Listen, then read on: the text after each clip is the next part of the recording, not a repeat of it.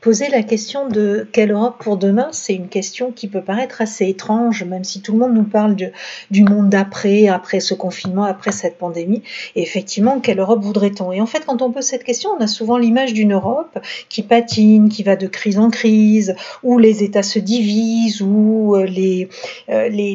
différences s'exacerbent, où il y a une polarisation en fait des individus, de ceux qui veulent plus d'Europe contre ceux qui en voudraient moins et qui voudraient même la voir disparaître. Donc c'est vrai qu'on a une vision assez dégradée de l'Europe, qui est d'ailleurs de la responsabilité des politiques et des hommes politiques nationaux, hommes et femmes politiques nationaux, qui pendant longtemps se sont défaussés sur l'Europe. C'était toujours la faute de l'Europe, par contre c'était toujours leur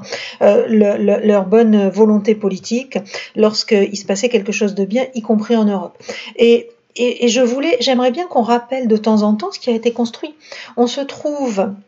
près de 80 ans après la création de cette intégration européenne qui s'est d'abord appelée CE, Communauté économique européenne, et puis Union européenne, on se retrouve dans une Europe qui au fond est unie, pour laquelle aujourd'hui, au sein de cette Europe unie, ne pense pas à se faire la guerre. Au contraire, les difficultés que l'on a, c'est de trouver comment on va coopérer ou moins coopérer, quel est où on va mettre le curseur de la coopération et de l'action commune face à une crise. Donc il y a toujours cette question du curseur de l'action commune. Donc l'action commune est là, et à la différence du passé, on ne se rentre pas dedans, on ne se fait pas systématiquement la guerre quand il y a un problème. Donc ça, je crois que c'est un gros progrès, et finalement, l'Europe de demain, j'aimerais bien qu'elle garde cette mémoire. Et pourquoi je prends la peine de rappeler ça, qui est un petit peu hors sujet, parce que j'ai parfois l'impression qu'on est sur des générations, les nouvelles générations,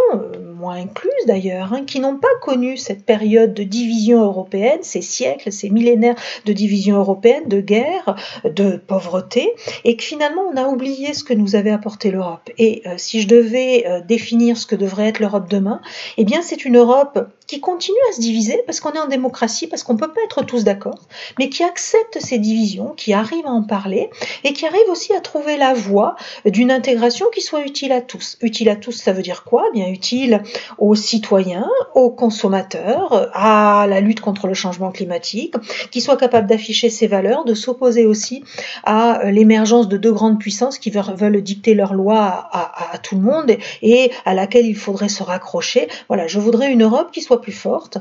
qui soit pas plus unie, c'est un doux rêve, mais qui soit capable d'aller dans la direction de cette force et de cette affirmation, parce que cette Europe-là, elle défend des valeurs qu'aucun autre ne défendra à sa place, et donc elle doit s'affirmer face à ces valeurs.